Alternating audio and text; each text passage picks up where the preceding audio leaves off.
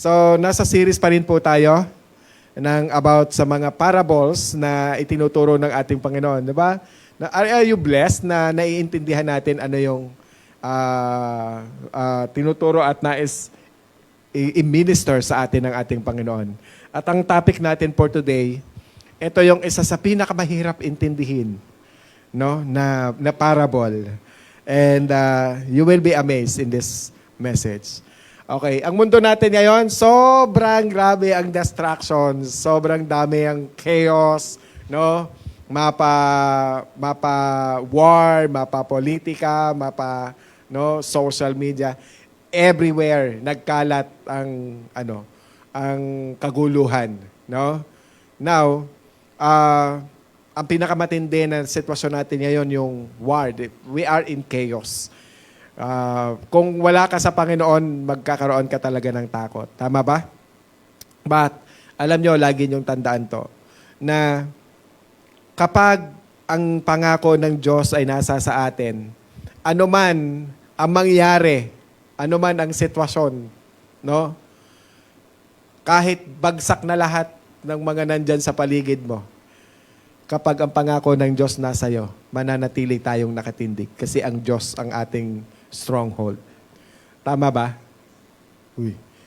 Amen po ba? Ayan. So, nandyan ang kaguluhan and sobrang dami ng distractions na ating mga nararanasan.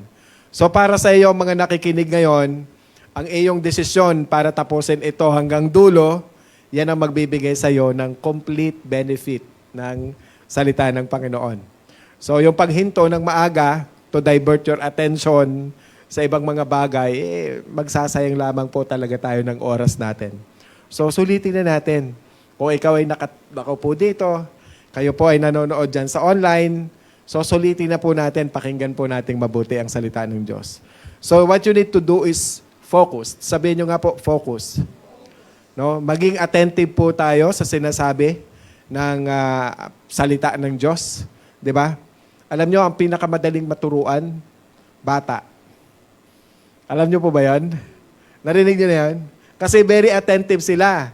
Kasi lahat ng naririnig nila, absorb nila. Fast learner yung mga bata. Tama po ba? O kahit nga yung pangit, natututunan din nila. So depende. Kasi kung ano man yung sabihin sa kanila, mabuti o pangit, gagawin nila yon. Kasi wala pa silang filter. So ganun sila kabilis matuto. Kasi bakit? Lagi silang curious. And they love to explore. They love to play. And they love to discover things. So sana ganun din tayo.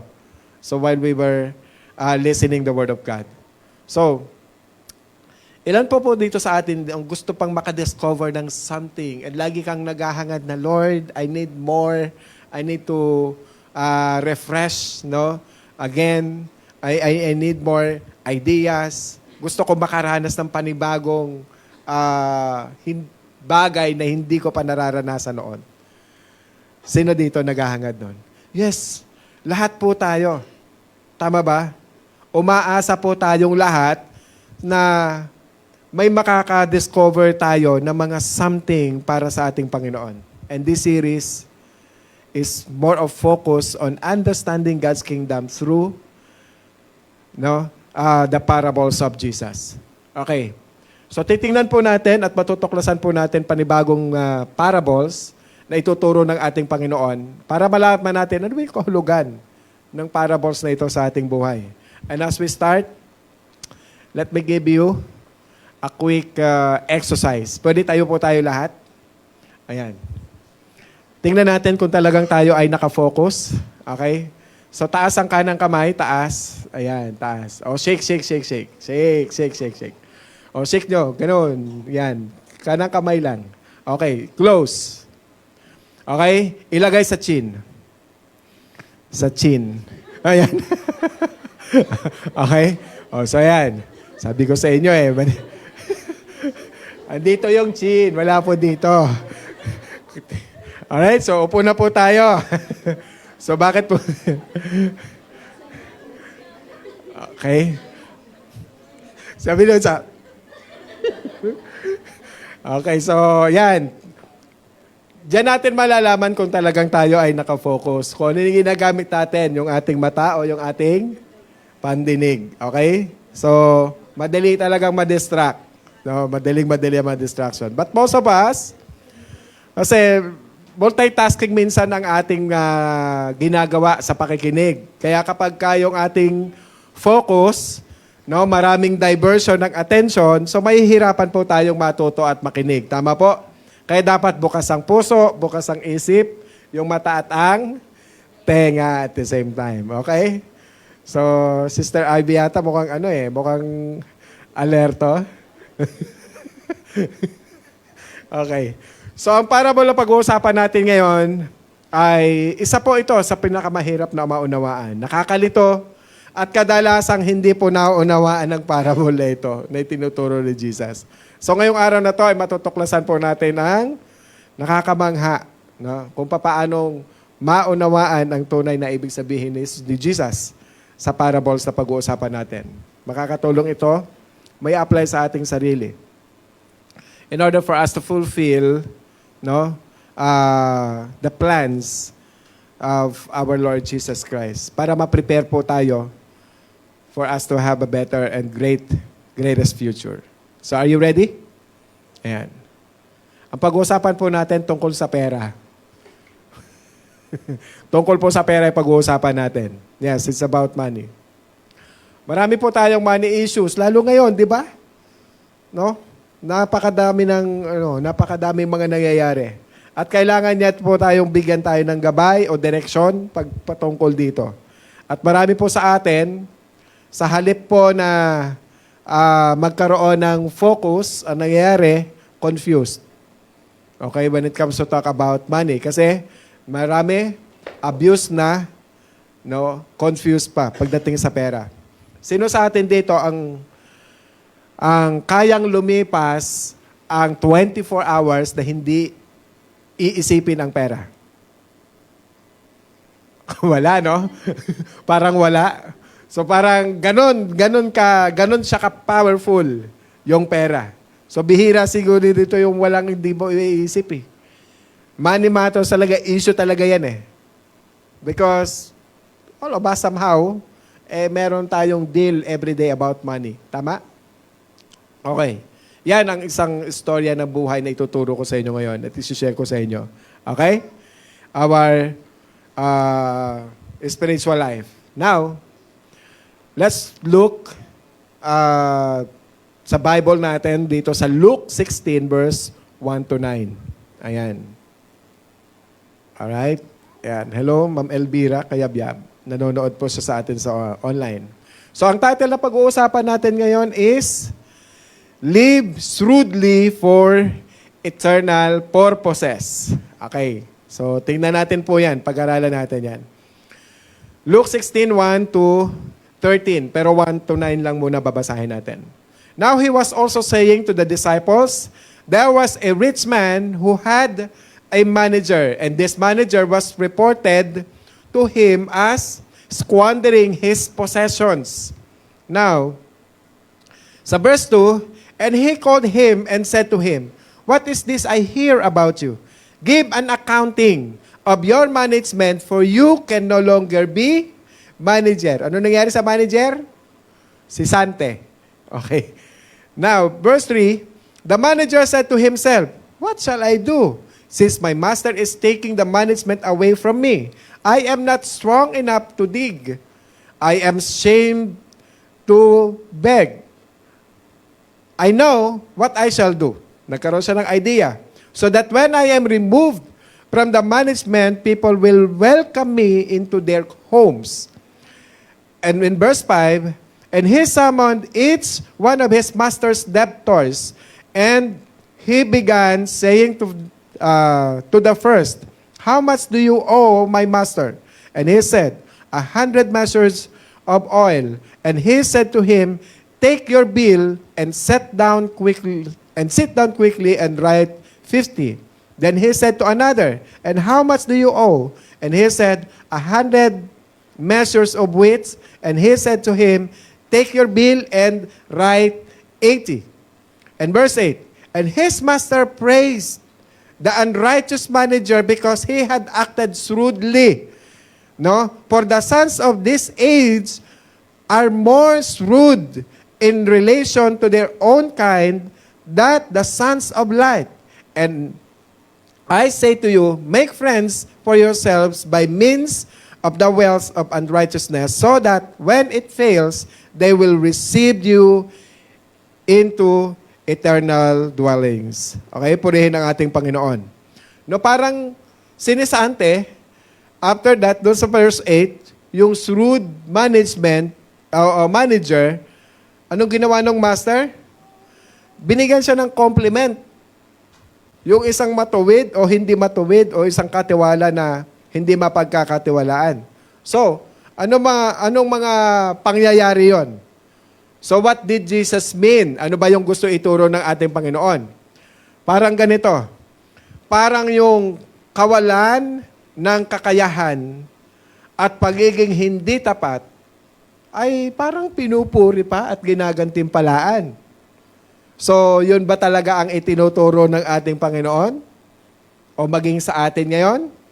O, yan. Tutuklasin po natin yan. Okay? Excited po ba kayo? Uy, excited ba kayo? Amen. O, yan. Pwede palakpakan natin ng Panginoon. O, shake ulit. Okay. So, yan po yung ating tutuklasin. Live shrewdly for eternal purposes. Number 1, be wise. Okay? Sabihin nyo nga po, be wise. O pangalawa, sabay-sabay. At ang pangatlo, be loyal. Okay. So, umpisahan na po natin. Bigyan po na muna natin ng background. Sa Luke 16 verse 1 says, now he was also saying to the disciples, there was a rich man, no, who had a manager. And this manager was reported to him as squandering his possession. Ngayon, ikinukwento ng ating Panginoong Hesus sa kanyang mga disciples ang tungkol sa isang mayamang lalaki na may isang katiwala o isang manager. No? Sa ibang translation, ang manager na ito, they called steward. No? A manager or a steward is essentially, no, a person who is entrusted to manage something he doesn't own on behalf of the master. So, kadalasan, ito ay yung mga ari-arian o kaya usaping negosyo na ipinagkatiwala ng master sa kanyang manager. Kaya ito dapat ang ma-realize natin mga kapatid. Na lahat po tayo ay katiwala or steward ng ating Panginoon. Can I hear amen? Yes. We all appointed by God. Na kahit alin o kahit alam natin o kahit hindi mo pa alam, tayo po ay pinagkakatiwala ang pamahalaan ang mga bagay o mga yaman na ibinigay sa atin ng Diyos o ipinagkatiwala sa atin ng Diyos katulad halimbawa ng 4 T's. Yan, 4 T's. Okay, basahin po natin. Ano po yung 4 na 4 T's na yon? O number 1, number 2, number 3, and number 4, truth. Okay? Binigyan po tayo ni Lord ng time. Binigyan tayo ni Lord ng talent, ng treasure, ng truth. Okay? Sabihin nyo nga po, truth. Okay. Meron pang iba, no? Pero, ito po yung mga major na ibinigay ng Diyos sa atin. In each one of us has been given these resources. Tama ba? Nasa atin po ito lahat? Ipinagkaloob ito ng Diyos sa atin? Okay. Hindi po ito sa atin, actually. But God is holding a responsible to use these resources for His purpose. Sabihin nyo nga po, purpose. Okay? So, ang yaman na ito ay ipinagagamit ng Diyos sa ating lahat para sa Kanyang layunin, para sa Kanyang purpose. Amen? So 1 Corinthians chapter 4 verse 1 says, this is the way any person is to regard us as a servants of Christ and stewards of the mysteries of God. So pwedeng itanong mo sa iyong sarili, what are the mysteries of God? Okay? Church, ito po yung katotohanan. Ano yung katotohanan na yun? Ano yung mysteries na yun? The gospel. Sabi nyo nga, gospel. The truth is the salvation is free. Tama? That we can receive by faith in sacrifices of Jesus Christ on the cross. That is the mystery. Okay? At yan ang katotohanan na hindi dapat po nating sarilinin. Dahil alam natin yung katotohanan, yung truth, dapat po natin yung i-expose. At dapat po natin ibahagi yan sa iba. Hindi lang po sa ating sarili. Amen? At ang verse 2 ng chapter 4 ng 1 Corinthians, sabi niya, in this case, moreover, it is required of stewards that one be found trustworthy. So bilang mga katiwala, tinitingnan po tayo ng Diyos kung tayo ay mapagkakatiwalaan sa mga kaloob na ipinagkatiwala o ibinigay niya sa atin. Amen? In verse 2 ng Luke chapter 16, sabi niya, and he called him and said to him, what is this I hear about you? Give an accounting of your management, for you can no longer be manager. So ang katiwalang ito ay malinaw na hindi maayos ang pamamahala at hindi po tapat sa kanyang finances at sa mga pag-aari ng kanyang amo. Okay? Kaya humarap siya sa kanyang amo at sinabihan siya, ano bang ginawa mo? Pinagkatiwalaan kita ng negosyo. Ngayon, ay naririnig ko na sinasayang mo at inuubos mo ang aking ari-arian. Paano mo ito nagawa sa akin? Yun ang sabi ng kanyang master. So, itong manager na to, nanahimik lang siya at walang ginawa at hindi naman lang niya ipinagtanggol ang kanyang sarili. So, as sa part niya, parang tanda na, kumbaga parang tanda na siya po ay nagkasala o nagkulang, no? At tama ang paratang sa kanya. Kaya ang ginawa niya, na siya ay alisin sa kanya.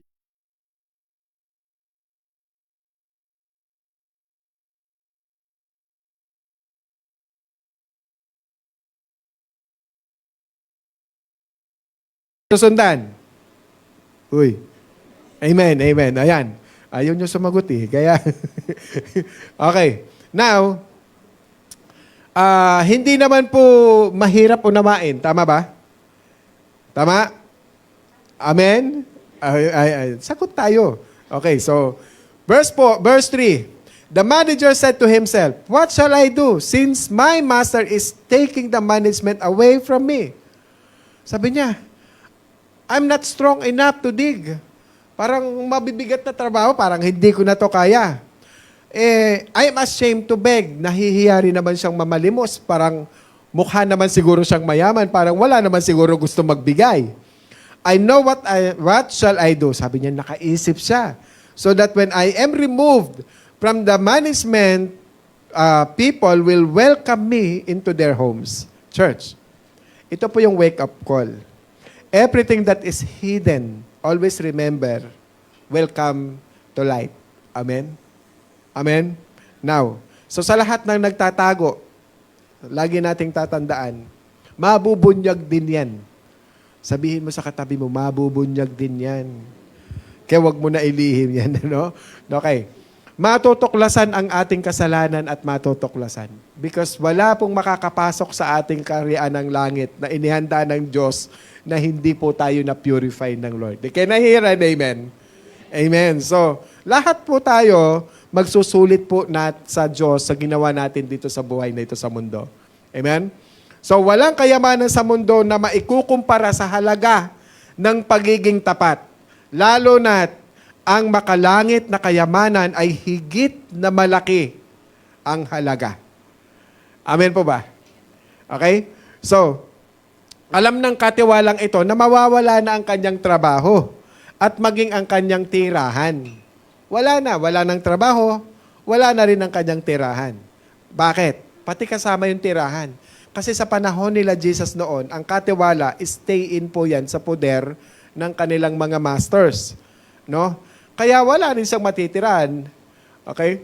So kung titingnan nyo, yung kanyang sitwasyon, na-realize niya na hindi niya na kaya yung manual labor. Probably may edad na siya or hindi niya na talaga kaya or talagang yung katawan niya hindi pang hard labor, hindi pang construction, kumbaga. So, mukha naman sabi ko nga, mukha naman siguro siyang mayaman, kaya kung mamalimos siya, wala naman palagay kung magbibigay sa kanya. Okay? Now, noon ding oras na yon, nagkaroon siya bigla ng idea. Okay? Eureka moment. Nagkaroon siya ng isang eureka moment. May plano ko, sabi niya. Alam ko na ang gagawin ko. Para kapag nasa lansangan na ako, ay may tatanggap at makakapasok ako, no? Sa kanilang mga tahanan. Okay? Make sense? Okay. Ano yung gagawin niya? Luke 16 verse 5. And he summoned each one of his master's debtor, and he began saying to the first, "How much do you owe my master?" "Oh, my masters," yes. And he said, 100 measures of oil. And he said to him, "Take your bill and sit down quickly and write 50. Okay? Imagine, anong ginawa? Tinapyasan ng 50% yung utang nung debtors doon sa kanyang master. Okay? Immediately, pagka ganun, 50% magbabayad ka, hindi. Magbabayad right away, 50% yun eh. And in verse 7, sabi niya, then he said to another, "How much do you owe?" And he said, 100 measures of wheat. Sabi niya, and said to him, "Take your bill and write 80. Okay. Ito naman, ilang percent ang binigay? Ilan? 20% senior citizen discount. Okay? Now, malaki pa rin, napakalaki pa rin. So, si Jesus, hindi na po siya nagbigay ng detalye sa ibang mga debtors na mga naka-line up. So, para bigyan ng malaking discount yung mga tao na may utang sa kanyang master. Kaya, yung steward na ito ay nakaisip ng isang resourceful plan para mabawasan ang halagang utang ng may utang sa kanyang amo. Okay? That's the idea. Upang sila ay magpasalamat dahil sa natanggap nilang discount. Saan sila magpapasalamat? Sa? Kanino? Sa manager. Okay? Doon sa steward. Okay? Ginawa, doon sa sisanteng steward na yun. Okay? Ginawa niya ito upang pagdating ng panahon na siya ay mangailangan ng tulong, this debtor will owe him a big favor. Kaya pala siya nakipagkaibigan. So in short, meron silang utang na, tawag doon sa atin, utang na ano? Utang na loob. Debt of gratitude. Okay? This seems like a smart plan. Tama pa ba? So far, nakakasunod kayo? Amen. So, dito, parang nakakalito na yung sunod na verse. Okay. Luke 16 verse 8. And this master praised the unrighteous manager because he had acted shrewdly. O yan. Ito yung confusing verse. May katuturan ba yon yung ginawa ng master sa kanya? Anong ginawa sa kanya? Kinomplement, pinuri ng kanyang amo yung kanyang pagiging tuso o pagiging maparaan. Okay? Church, pakinggan niyo po itong mabuti. Ano ba yung ibig sabihin ng salitang shrewd? Alright? Ano naiisip niyo pag salitang shrewd? Bad or good? Ha? Bad or good? Okay. Maaari itong gamiting bad, pwede rin good. Okay? Maaari mo maiisip sa isang shrewd na tao, baloktot yun ng ugali or mapanlin lang or manloloko. Pwede mong ilagay sa doon sa ganong kategory. Ngunit sa salitang shrewd, meron din itong positibong kahulugan. Sa Tagalog, maaari itong tumukoy sa pagiging matalino. Okay? Matalino sa pagdedesisyon. Maparaan o madiskarte. Magaling mag-isip. Okay? So yan po yung ibig sabihin yan. It's defined as to be wise, prudent, clever, intelligent. Wise. Amen? So naintindihan nyo na ibig sabihin ng shrewd? No, kung businessman ang magsasabi nito, generally, it's a compliment. Okay? Now, teka muna. Sandali lang. Ano ba talaga yung pinuri ng amo doon sa tusong katiwala? Ano ba yung ginawa niya? Pinuri ba siya dahil nakapanloko siya dahil sa pera? O ano ba talaga yung nangyari dito? Okay, tingnan po natin. In order for us to understand this, we need also to understand their culture. Okay?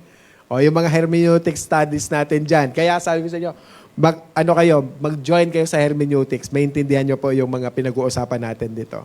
Okay, explain ko sa inyo. Sa kanilang kultura, ang isang may-ari ay kumukuha po yan ng katiwala upang mangolekta ng pautang. Okay? Ayon sa tradisyon at mga sources, anumang charge na idinadagdag ng katiwala sa ibabaw ng utang ay iyon ay kanyang bayad parang komisyon para sa kanyang trabaho. Clear? Clear? Clear? Amen. Ayan, sagot. Okay. Similarly, para itong tax collector in those days. So yung mga maniningil ng buwis, doon, sa ibang bansa sa Israel, ito yung mga Hudyo. At inutosan sila ng mga Romano para mangolekta ng tax. So, binibigyan sila ng takdang halaga ng buwis o ng kota, okay, para mangolekta. At anumang sobra na makokolekta nila doon sa tax na yon, yun yung kanilang parang kita o para sa sarili nila. Now, most tax collector, kahit doon sa Old Testament, sa Israelites, ay nag-take advantage sa kanilang authority o sa kanilang position. And even our generation, tama ba? So, na-abuse ang kanilang authority. At yan din yung main reason kung bakit galit ang mga tao sa tax collector. Okay? Sa story natin, the shrewd manager did not cheat his master. Hindi siya nag-cheat, hindi siya nagnakaw. Most likely, what he did, tinanggal niya yung kanyang komisyon para sa sarili niya. Oh. Okay, amen? Now, isinakripisyo niya yung kanyang kita sa pamamagitan ng pagbibigay sa kanyang amo ng karapat-dapat at sapat na halaga ng koleksyon. Kaya siya ay kinomplement. Kaya siya ay pinuri. Naintindihan? Clear na? So wala na tayong argument doon. So, pinasaya niya ang lahat ng mga may utang sa kanyang master. Bakit? Ibinigay ang deskwento. Parang siya ay nanigurado na dahil may utang na loob ito, just in case ako ay hindi makabalik ulit sa amo ko o kung hindi, di ba? Kasi setante siya Tama? Maraming tatanggap sa akin. Amen? So, nag-plant siya ng good seed. So, at the same time, kinaibigan niya ang lahat ng mga may utang sa kanyang amo for them to owe him a huge favor. No? Ginamit niya ang kanyang present situation and made plans to secure his future. No? What a shrewd steward. Tama? Di ba? So, yun. Sana ganito ngayon, no? Amen ba? Sana ganito. Andyan pa kayo? Nakakasunod kayo? Ngayon, pansinin niyo po ito. Kung sinasabi sa huling bahagi, ano yung sinasabi sa huling bahagi ng verse? For the sons of this age are more shrewd in relation to their own kind than the sons of light. Okay. Meron pong dalawang bagay itong gusto ko bigyan ng diin. Ano pong sinasabi ni Jesus sa mga disciples, sa ating lahat, at maging sa ating lahat? First of all, who are the sons of this age? Who are the sons of this age? The sons of this age are those who present unbelievers. Okay? Ito yung mga unbelievers. And sino naman yung the sons of light? Sa sons of light, sila naman yung mga na nagre-represent na mga believers. So tayo lahat, nagre-represent tayo ng believers, as believers. At yung mga wala dito, nasa kamunduhan, sila yung mga tinatawag na unbelievers. Okay, what was Jesus doing? No, ipinapakita niya na ang paghahambing kung paanong ang mga unbelievers ay mas maparaan or mas shrewd sa pag-iisip, mas madiskarte sa paghahanda para sa kanilang kinabukasan sa mundong ito. Compared doon sa mga believers who do not intentionally prepare for the world to come. Yun yung sinasabi ni Jesus. Yun yung gustong matutunan nating lahat ng ating Panginoon. Amen? Jesus never praising dishonesty. Never. Okay? So sinasabi niya na kung ang mga taong makamundo ay magiging napakamaparaan o napakatalino, gaano pa daw po dapat tayo maging mas maparaan? Tayo na kanyang mga alagad. Tayo na kanyang mga believers. Na dapat ay mapagkakatiwalaan, na mamahala ng mga ipinagkaloob na yaman at ipinagkatiwala, na ipinagkatiwala niya sa ating lahat. Naintindihan? Amen? Can I hear an amen? Andyan pa kayo? Ayan, parang inaantok na kayo. So, napakahalaga po na maunawaan natin ang diwa ng parable na ito sapagkat nagbibigay si Jesus ng mga principles sa buhay na dapat nating isabuhay bilang isang wise o shrewd for God's kingdom. Okay?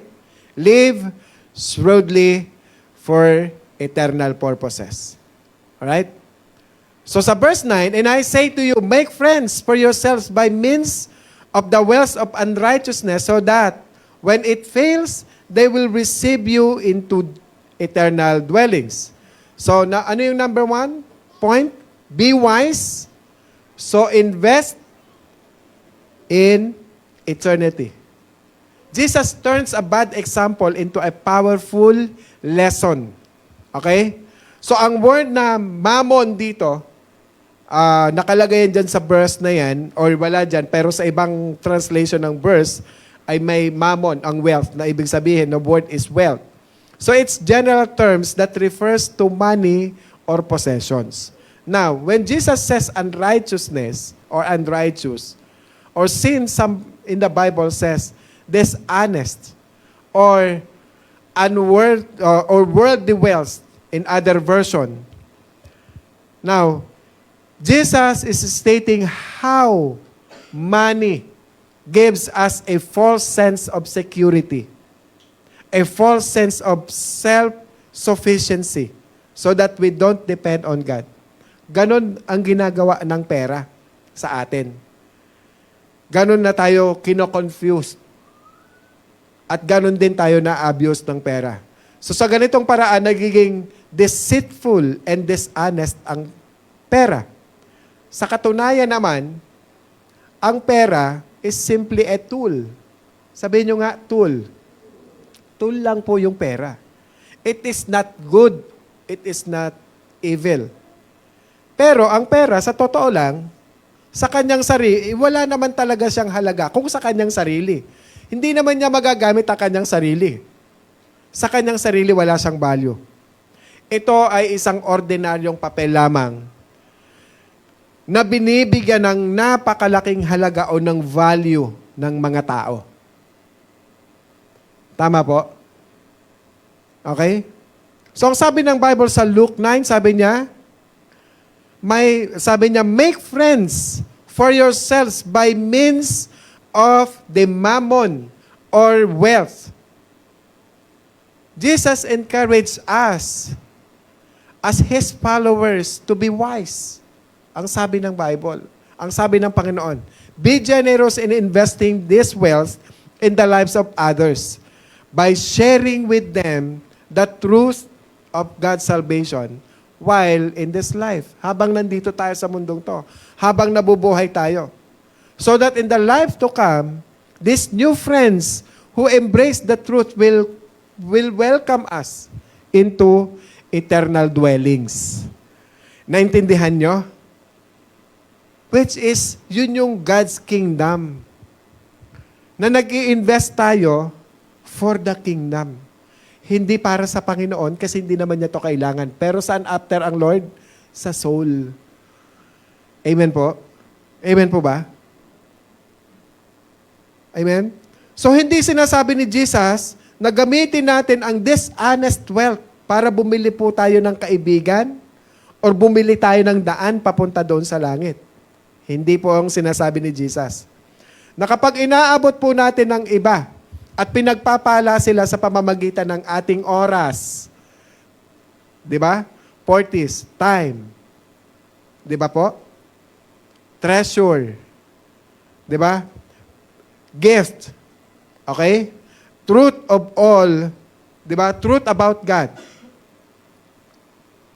Di ba? That all that God has graciously given us. Grace na binigay ni Lord sa atin tong lahat eh. Yung 40s na yan, paano natin sa isinishare? Para magkaroon ng eternal life yung ating mga kaibigan. Yung mga taong nasa paligid natin. Para ma-lead natin yung soul nila doon sa kingdom. So that we will see them one day in eternity. Amen? Katulad niyan, magkakaroon tayo ng evangelism. So are we willing to participate? Amen? So that's blessings of others through our wealth. So itinuturo sa atin ni Jesus na hindi natin maaaring itago ang ating pera dito sa lupa. Amen? But we can send money ahead of us. Amen po ba? Para sa kaligtasan ng marami. Matthew 6:19 to 21, sabi niya, do not store up for yourselves treasures on earth, where moth and rust destroy, and where thieves break in and steal. Ngayon, in this world, thieves could be a cyber thieves. Grabe. Okay? Ilang load ang nasasayang, pero wala namang nakuhang substance doon sa load na yon. Nagbabayad tayo ng internet sometimes to abuse and to destroy our soul, our body. No? Napapansin niyo po ba yon? But verse 20, but store up for yourselves treasures in heaven, where neither moth nor rust destroys, and where thieves do not break in or steal. Amen? And for where your treasure is, there your heart will be also. So dito sa mundong to, pag mas marami kang pera, di ka makatulog. Kaya malamang, yung mali-maletang pera, kung kanino ka nandoon yun, hindi nakakatulog yun. Malamang. And I pray na magkaroon sila ng strong conviction to surrender and admit para yung soul nila ay maging acceptable sa ating Panginoon. Kapatid, ikaw at ako, hindi po natin maaaring dalahin ang ating bahay sa langit. Hindi natin madadala yan. Okay? Magkakaroon po kasi tayong napakagandang bahay doon sa langit. Amen? Sino ang gusto magkaroon ng bahay sa langit? Amen. Ayan. So paggamit natin yung treasure natin sa Kanya.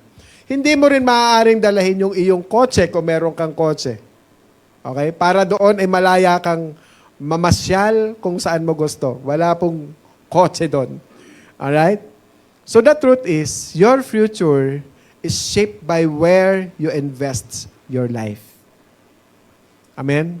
So sinabi ni Jesus na ang pera ay heart issue po yan. At nais niya ang ating puso. Hindi po nais ang pera. Kasi hindi naman niya kailangan yan. Actually, pagka po tayo mapagkakatiwalaan dyan, mas the more na tayo po ay magkakaroon. Amen po ba? Alam nating lahat na hindi natin magagamit ang pera na to secure our salvation. Amen? Pero magagamit natin ito na instrumento to reach out more soul It is solely by God's grace through faith in Jesus that we are all saved. Amen? Ngunit itinuturo na ngayon ni Jesus na bilang sons of light, tayo ay dapat maging kasangkapan ng kanyang biyaya para sa iba. Okay pa kayo? Amen? So, we ought to be like to see in Galilee. Alam niyo yung Galilee? Filled with fish, corals, no? Sea. Makikita mo yung life na nabubuhay doon. Bakit? Because it keeps pouring out through the Jordan River. Ganyan tayo bilang isang Kristiyano. Pour out, tuloy-tuloy yung agos ng biyaya ng ating Panginoon. That's not just like a Dead Sea. Sa Dead Sea, wala kang makikitang nabubuhay doon. Kaya nga, Dead Sea. Puro asin. Walang bagay na nabubuhay doon. Walang bagay na tumutubo doon. Walang bagay na nakakatira doon. Diba? So, ang life natin bilang isang Kristiyano, kailangan hindi katulad ng Dead Sea. Patay, walang bunga. Kailangan katulad ng Jordan River, maraming corals, marami kang makikitang may buhay. Kasi bakit? Ginagamit natin kung ano yung resources na binigay ng Diyos at pinagtiwala sa atin. Amen? Amen? Constantly we allow God's blessings to flow through your life, to be a blessing to others. It's our choice. Amen?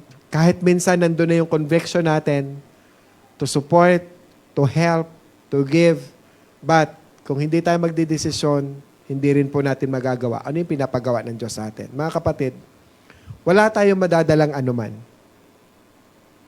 At hindi po tayo makakapunta kung saan man. Sa katunayan, maaring may ibang makakuha ng mga pinaghihirapan mo. Buong buhay mo na pinag-iipunan mo. Na kapag minsan pumanaw tayo, maaaring ang maiiwan mo, mapupunta sa kanila, minsan masasayang lang kasi hindi na value. So how can we invest wisely? Amen? So invest your families for them to follow Jesus Christ and be strong and secure in their faith. So we can invest yung spiritual family natin, mabanding that in every place na kung saan tayo napupunta, kasama natin, anak natin, manugang natin, apo natin, pamangkin natin, we stay there, nakulong natin sila, and then we pray, magkaroon tayo ng accountability doon. Wala silang ligtas doon. Amen? Amen? Magkakaroon tayo ng spiritual nourishments. So para maggamit sa evangelism. Ito katulad nitong sitwasyon ngayon. Ngayon, mahal na araw. Pupunta tayo doon sa kung saan kasama yung mahal natin sa buhay. Share. Amen? Take advantage na kasama natin sila. Bago pa sila malasing. Okay? Gamit natin para makapag-evangelize tayo, makapag-disciples tayo. We can invest in giving beyond mission for transforming souls in place far beyond your reach. Hindi man tayo yung mismong ginagamit, pero yung resources natin na meron tayo nagagamit to reach out more people. So you can invest by supporting our evangelism program. This coming May, meron po tayong Every Hope for Christ. Okay?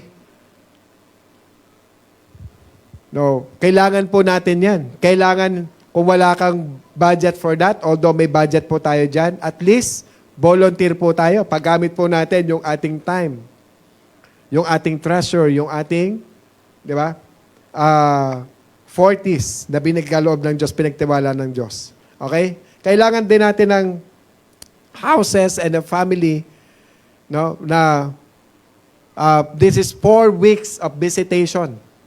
Kaya i-prepare niyo po yung inyong mga bahay, kung gusto niyo yung inyong house ang maging mag-host. Invite ninyo yung ating mga kapitbahay. Wala kayong po problemahin sa pagkain.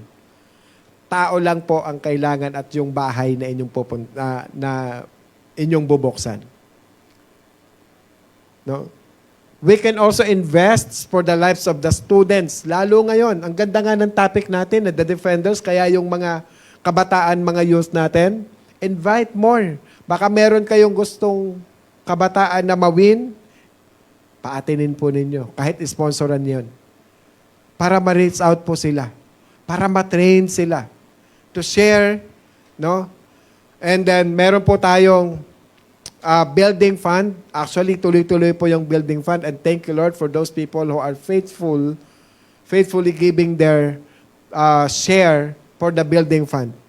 Nanggagaroon po tayo ng dream. Gusto nyo ba magkaroon tayo ng sariling church property? Gusto nyo po ba yon? Can I hear amen? O yan. Meron po tayong building fund. May budget na po tayong maliit na halaga pero, natutuwa po ako sa core group natin. Sabi niya, walang imposible sa Panginoon. You know how much is the per square meter dito sa lugar natin? That's about 150 per square meter. So kung meron tayong 200 square meter, kailangan natin ng 35 million pa? 35 million. Only property pa lang. O lot pa lang yon. Kaya ng Panginoon? Kaya natin din yan. Kasi ang Diyos yung magbibigay at magpapala sa atin. For some, yan po yung nais at dreams natin para sa ating church. If some of us, you know who you are, I encourage all of you to be wise in investing eternity. Amen? As we share this treasure, for God's, let's always remember, you're not your giving money. You're really returning your money to God para maggamit para sa kaligtasan ng maraming kaluluwa. And to touch and transform life for eternity. Amen? Let me tell you, kapag tayo ay nasa heaven na, marami po tayong makikilala at makakasama doon na magpapasalamat. Salamat sa Diyos dahil ginamit kang instrumento para ako'y mapunta dito. Amen po ba? Palakpakan nga natin ang ating Panginoon.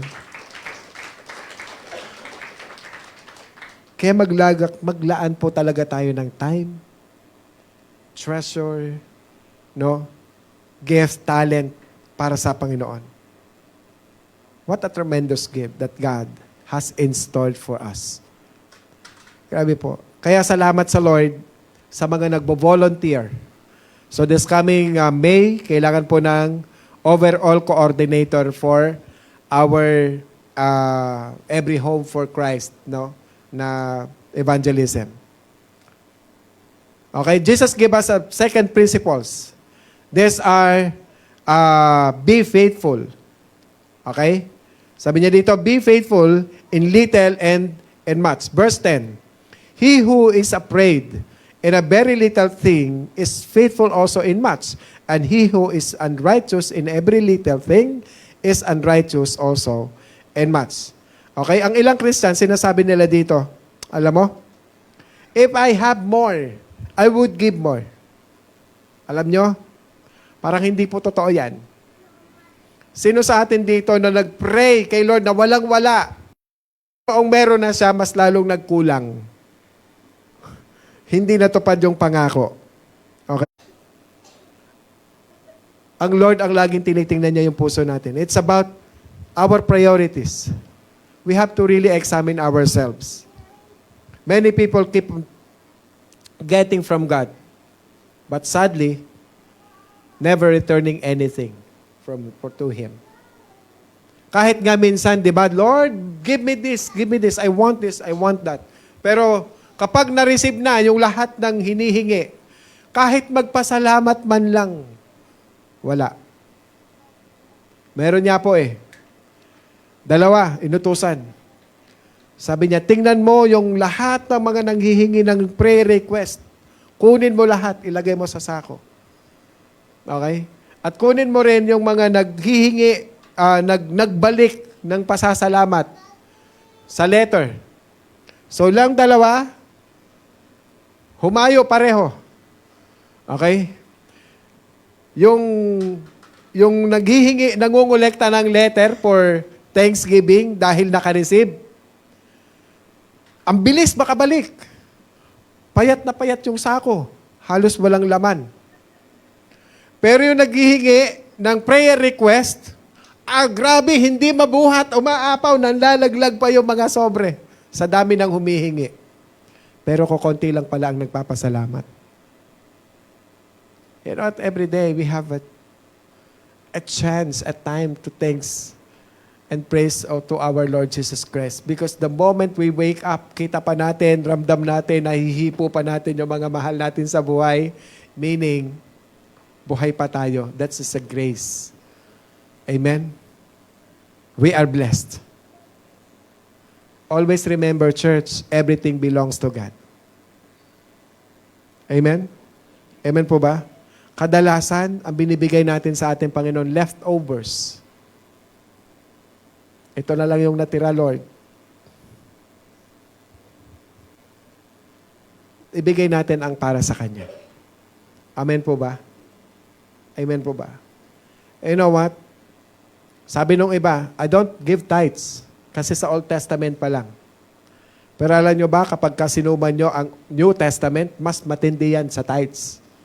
Mas malaki yan kaysa tithes ang nire-required sa New Testaments. Nakuha nyo ba yun?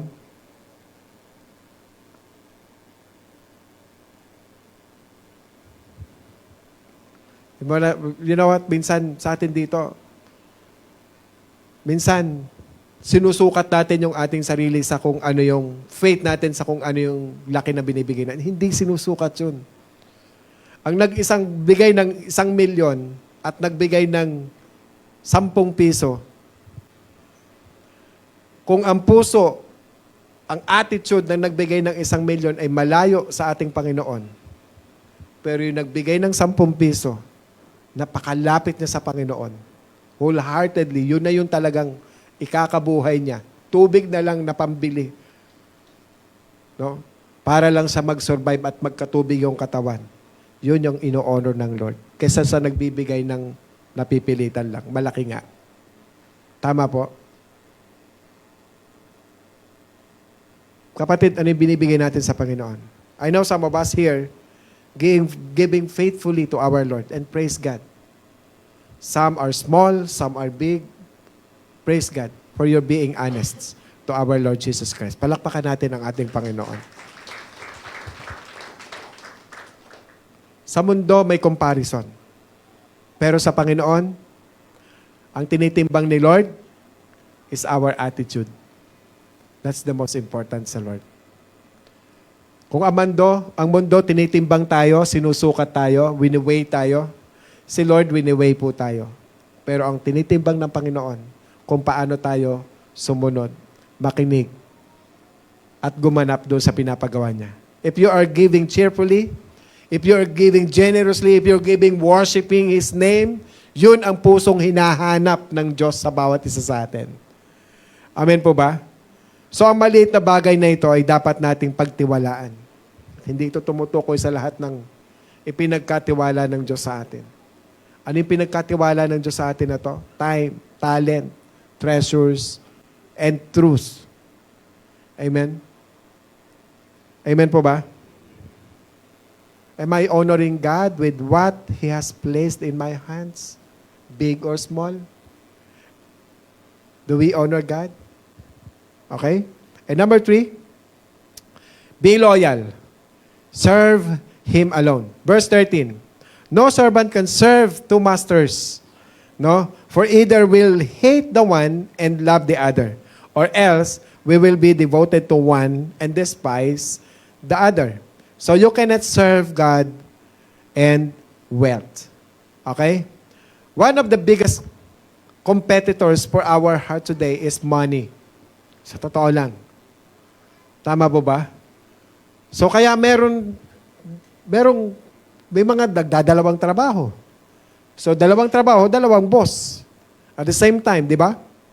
May 2 project na magkaibang skills ng kanyang ginagawa or profession. Okay?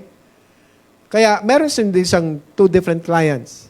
So, definitely, mahirap po ito i-release pareho.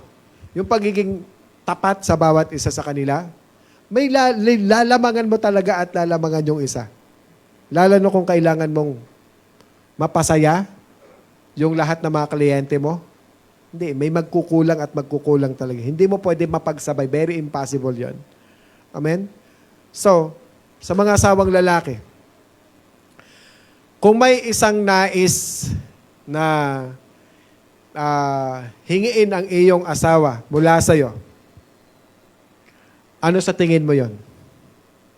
Well, mga asawang babae, alam ko marami kayong sasabihin, pero pag sinum up mo lahat yon, ano tingin mo yung hihingi niya sa'yo? I believe loyalty. Tama po? Tama po ba? Amen?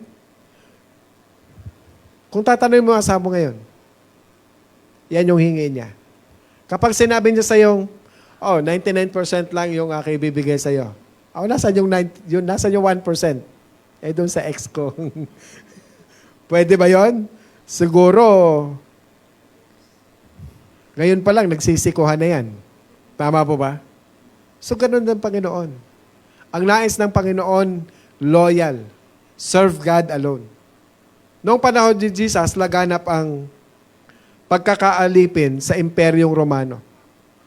Kaya, naiintindihan nila yung talatang to.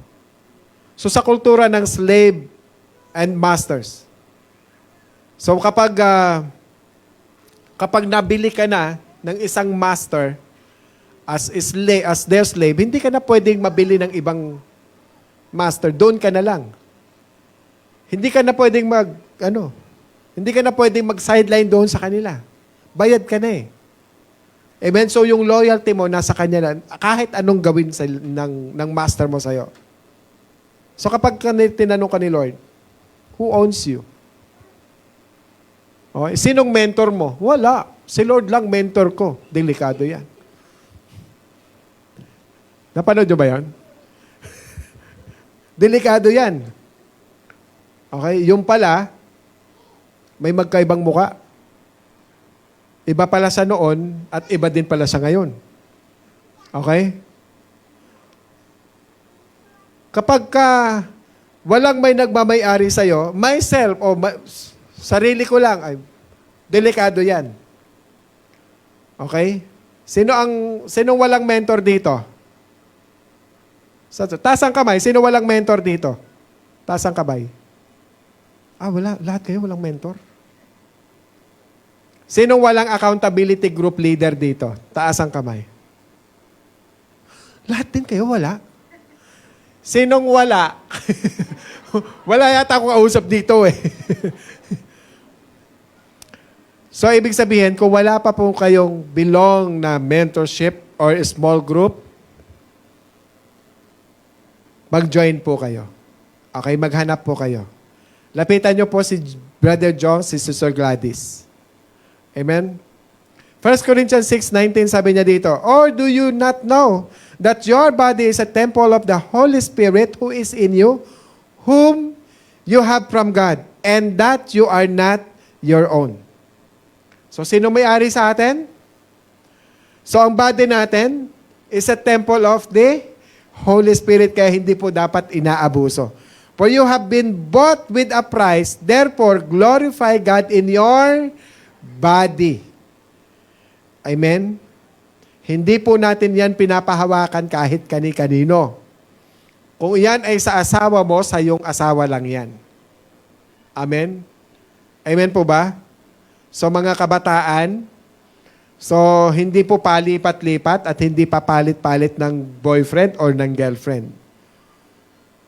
So kung tunay mong iniaalay ang iyong buhay sa Diyos, dapat mong kusang loob na ipinapasakop ang iyong sarili sa Kanyang ownership. Jesus owns us. He is our Master. He is our Lord. That means we give our life to Him. Amen? So we need to choose whom you will serve. Pera ba? The true God or the fake God? It's like true God or itself. True God or possession. True God or ano? Drama o teleserye na series ng Chinese drama. Okay? Ayan. Daming addict yan sa Pilipinas. Okay? Hindi ko po sinasabi ng Biblia na ang isang tao ay hindi maaaring yumaman. Hindi po. Walang sinasabi ang Bible na masama po ang yumaman. Wala pong sinasabi ang Bible dyan. Okay? Yung magtamasa ng biyaya galing sa Diyos habang patuloy na naglilingkod sa Kanya, wala pong sinasabing ganun na masama yon. Kung slave ka ng pera, yun yung dangerous doon. Naintindihan? Naintindihan po ba? Naunawaan? So kaya sa 1 Timothy 6:10, last. For the love of money is the root of all sorts of evil, and some, by longing for it, have wandered away from the faith and pierced themselves with many griefs.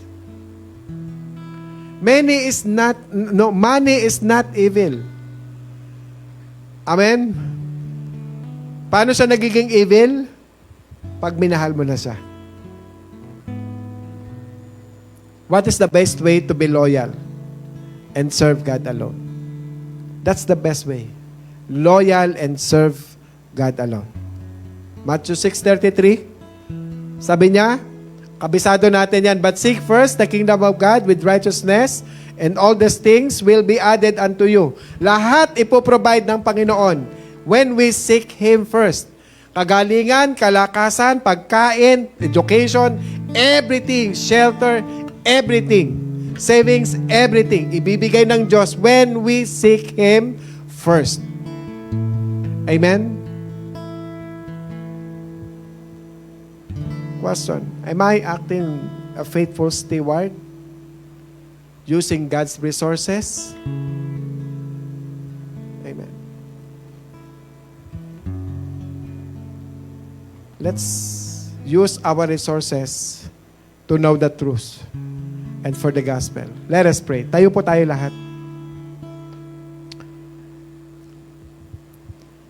Father, in the name of Jesus, Lord, thank you for your word today, Lord, na pinagkaloob niyo po sa bawat isa sa amin.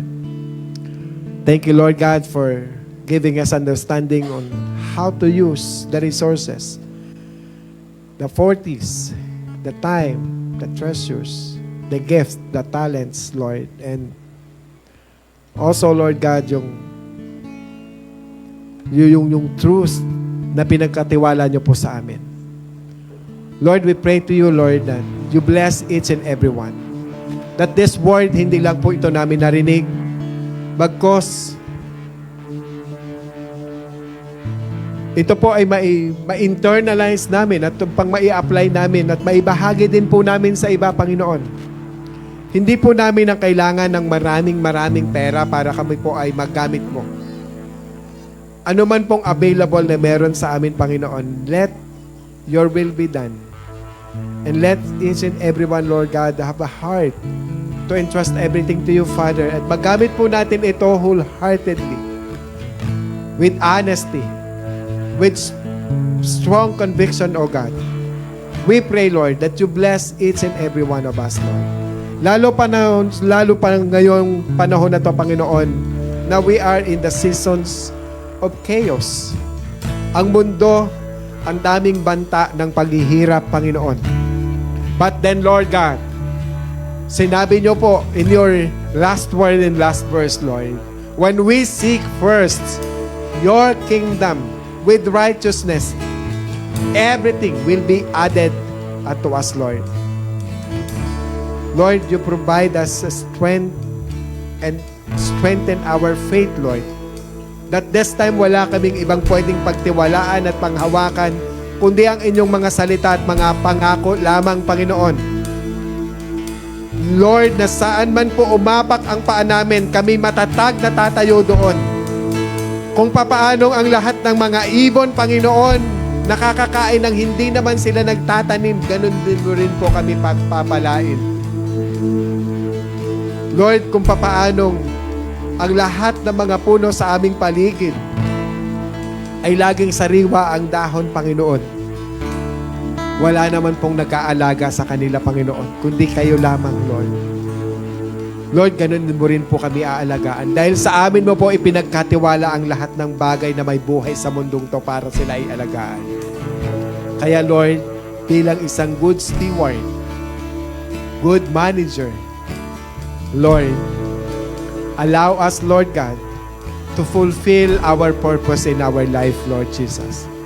Not only for ourselves alone, but also you help us and give us courage, Lord God, to share your word of truth sa lahat ng mga mahal namin sa buhay, sa asawa namin, sa mga anak namin. And we always feel, Lord, na meron kaming conviction to start doing great things in your name. Nang priority namin hindi ang buhay sa mundong to, Panginoon. Ang priority namin ay ang buhay sa hinaharap, Panginoon, na inihanda mo po sa amin. Because there in heaven, we have a mansions. Lord, we pray na ilagay mo po sa aming puso, Panginoon, yung maraming kaluluwang kaya naming yakapin dahil pinagtitiwala mo po sila sa amin, Panginoon. Give us a compassionate heart for the people, for the lost people, Lord God. We are on the last days, Lord Jesus. Kami po na inyong pinagkatiwalaan. Kami po na inyong iniligtas. Kami po na inyong binigyan ng biyaya. At kami po na inyong laging pinagkakalooban ng time na makapakinig ng katotohanan. Lord, huwag niyo pong hayaang manahimik at manatili lamang ito sa aming isip at puso. Hayaan mo pong gamitin niyo ang aming tenga at mata at bibig upang ibahagi ang katotohanan nito sa marami. Because lalo na sa panahon ngayon, Panginoon, we will expect more miracles over miracles and miracles over miracles, Lord God, na mararanasan namin.